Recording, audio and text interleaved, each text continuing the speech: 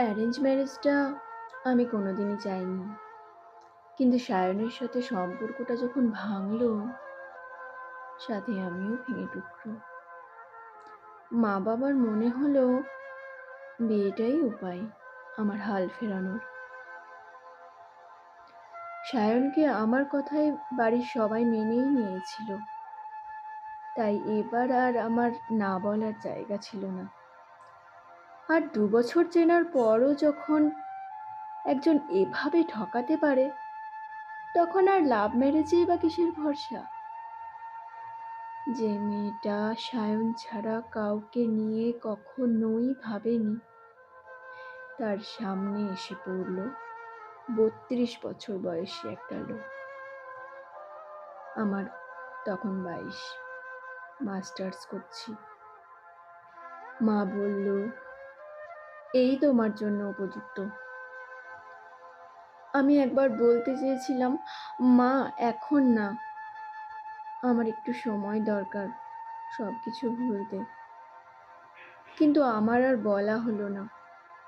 মনে মনে ভাবলাম, এই তো বেশ, একটা অ্যাবর্শন করা অবিবাহিতা মেয়ের নিজের ইচ্ছে জাহির করা মানায় না। ১৪ই জুন ২০১৭। আজ থেকে ঠিক ৩ বছর আগে আজকের দিনেই হয়ে গেল বিয়ে। এইটুকু নিশ্চয়ই আপনিও বুঝেছিলেন। ২২ বছরের একটা মেয়ের সাথে ৩২ বছর বয়সী একজনের, আর যাই হোক, প্রেম হয় না। আমারও হয়নি, হয়তো হবেও না। কিন্তু যেটা হয়েছে, বিয়ের পর আমি আরও ডিপ্রেশনে যেতে থাকলাম। আমার সেকেন্ড সেমের রেজাল্ট বুঝিয়ে দিল পড়াশোনাটাও আমার জন্য আর নয়। আপনার বাড়ির লোকজন বলল, বাড়িতে এবার নতুন কারো আসা উচিত। আমিও কলের পুতুলের মতোই তাতেই রাজি। কিন্তু আপনি রাজি হলেন না। আর এই প্রথমবার আমি আপনাকে দেখলাম। আর এই ১ বছরে প্রথমবার মনে হলো কেউ আমার ভেতরটা পড়ছে। আমি রোজকার মতো কিচেন গুছিয়ে শুতে এসে দেখলাম আপনি জেগে। ব্যালকনিতে দাঁড়িয়ে আমাকে ডেকে বললেন, রেজাল্টের এমন অবস্থা কেন? তোমার কি নিজের জন্য কিছুই করার নেই? আমার সেদিন কোনো উত্তর জানা ছিল না। তোমাকে নিয়ে আমার কত আশা ছিল, বিএড করবে, স্কুলে পড়াবে, নিজের পায়ে দাঁড়াবে। চলো ঘুমোও এখন।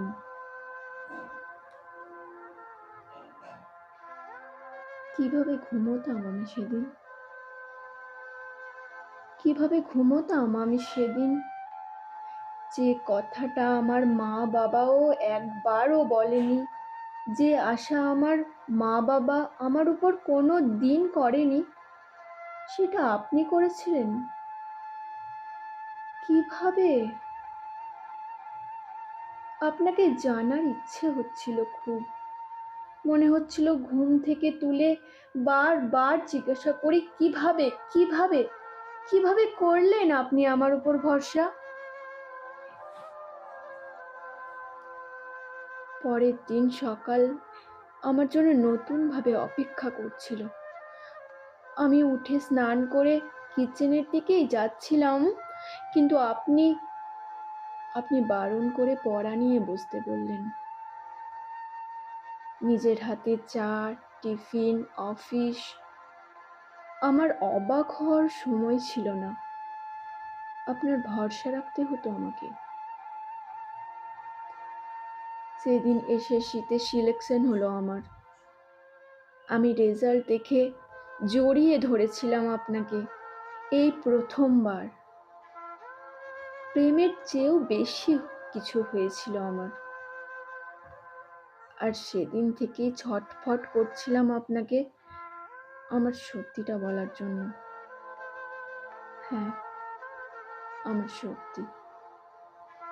সায়ন, আমার প্রথম প্রেগন্যান্সি, অ্যাবর্শন সবটা জানার অধিকার আপনি আগেই পেয়েছিলেন।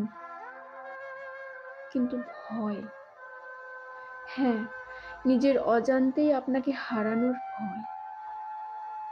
হারানোর ভয় পেতে শুরু করেছিলাম আমি। আর তাই পারছিলাম না বলতে। আমি আগে কখনো এমন ভয় পাইনি। আর যখন আমি আজ একজন সেলফ ডিপেন্ডেন্ট ওম্যান, তখন এ ভয় কেন? তবে কি প্রেমে পড়েছিলাম আপনার? কই, না তো। আপনার সাথে কখনো পার্কের বেঞ্চে বসে চুমু খাওয়া হয়নি তো? কোনো সিনেমা দেখা হয়নি, নিদেন পক্ষে একটা হানিমুনও না। প্রথম যেদিন আপনি আমায় ছুঁতে চেয়েছিলেন, আমি নিজেকে সঁপেই দিয়েছিলাম। কিন্তু দ্বিতীয়বার আপনি আর কখনো এগোননি। কেন? কিভাবে বুঝেছিলেন আপনি আমি মন থেকে এতটুকুও তৈরি ছিলাম না? সবাই যে বলতো অ্যারেঞ্জ ম্যারেজ মানেই নাকি কারো ভোগ্যপণ্য হয়ে যাওয়া। এখন আপনি আমার সামনে বসে খবরের কাগজের পাতা উল্টাচ্ছেন, আর আমার ভেতরে ঝড় চলছে। আজ আমাকে বলতেই হবে সবটা, বলতেই হবে ভালোবাসি আমি আপনাকে। কিন্তু তার আগে বলতে হবে আমার অতীত। জানি না আপনি মানতে পারবেন কিনা, কিন্তু তাতে আমার ভালোবাসা এতটুকুও কমবে না। আপনি যে আমাকে ভালোবাসতে শিখিয়েছেন, প্রেমের আসল মানে শিখিয়েছেন।